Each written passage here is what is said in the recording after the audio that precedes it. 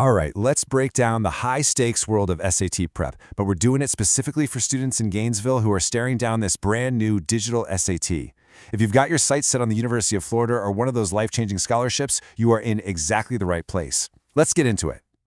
You know, anyone who lives in Gainesville or has even just driven down Archer Road, you know this feeling. This city is built around academic excellence, and the University of Florida casts a pretty big shadow.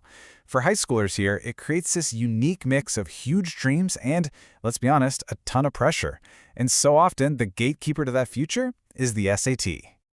So here's our game plan. We're going to start by running the Gainesville Gauntlet to really get why the stakes are so high here.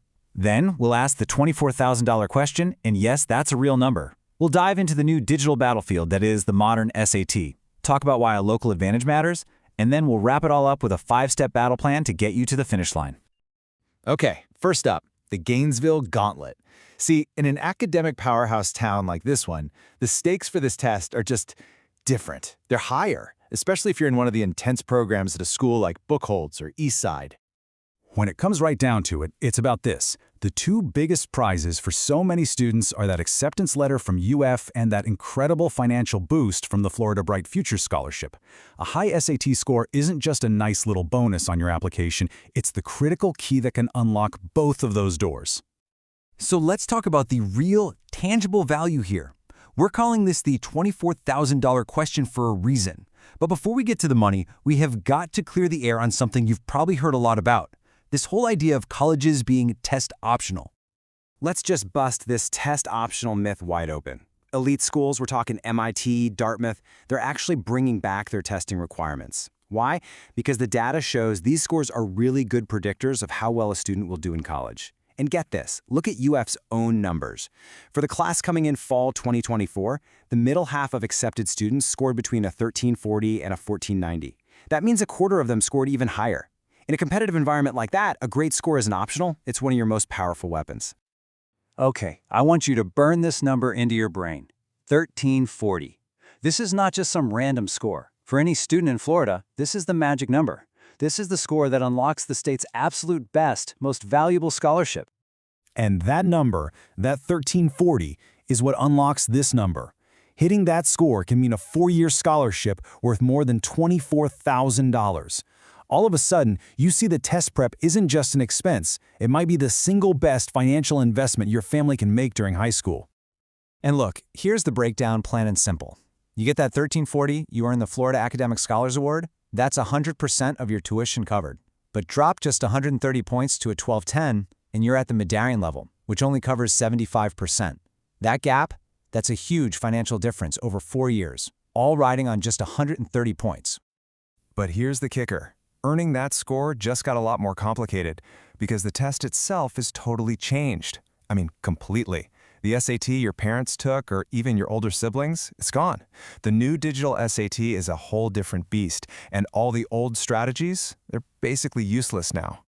So the biggest, most important change you need to understand is that the test is now multi-stage adaptive. What does that mean?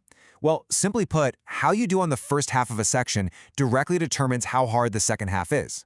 And this makes the stakes incredibly high right from the beginning because you absolutely cannot afford a slow start. So picture this. You start with Module 1, which has a mix of everything.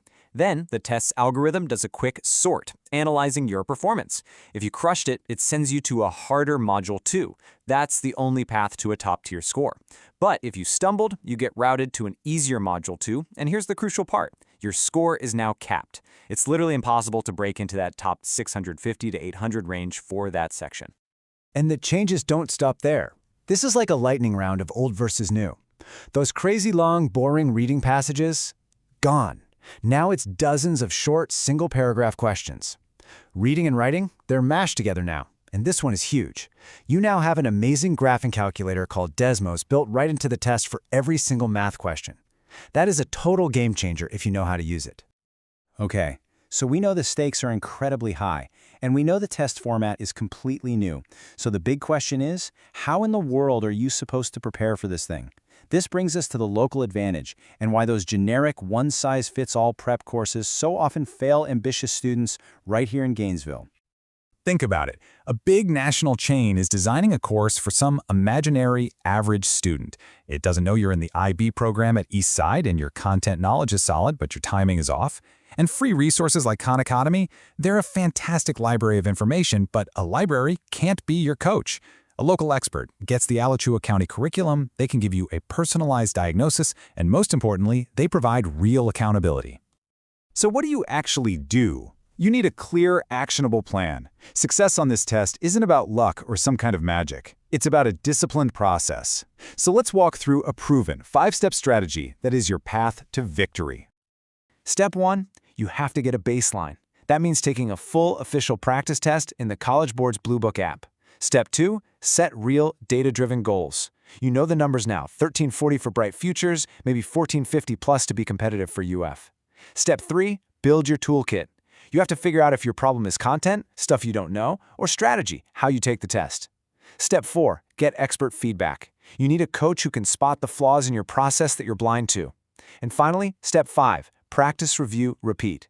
And listen, you should spend way more time reviewing your mistakes than you do taking new tests. That's where the improvement happens. And this custom approach really works. Let me tell you about 2 real Gainesville students. First, a high-achieving perfectionist from Bookholes. A 4.3 GPA, but she was just stuck, totally frustrated at a 1250. She didn't need more math lessons, she needed a strategist to show her how to use that Desmos calculator and manage the clock. Her score jumped almost 200 points to a 1440. Then there was the smart but anxious tester from GHS. The kid was brilliant, but would just freeze on test day.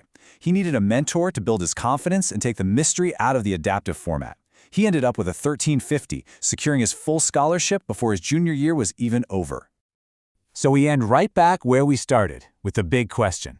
With UF setting such a high bar and a full-ride scholarship sitting there, the SAT is a challenge you just can't afford to ignore. Getting a high score isn't about being lucky, it's about having the right strategy. So you have to ask yourself, are you leaving a $24,000 scholarship on the table?